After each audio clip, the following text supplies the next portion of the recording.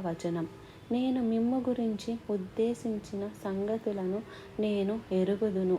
రాబోవు కాలమందు మీకు నిరీక్షణ కలుగునట్లుగా అవి సమాధానకరమైన ఉద్దేశములే గాని హానికరమైనవి కావు. ఇదే యెహోవా వాక్కు. నేను మిమ్మును గురించి ఉద్దేశించిన సంగతులను నేనెరుగుదును అని నేను కాదండి చెప్పేది.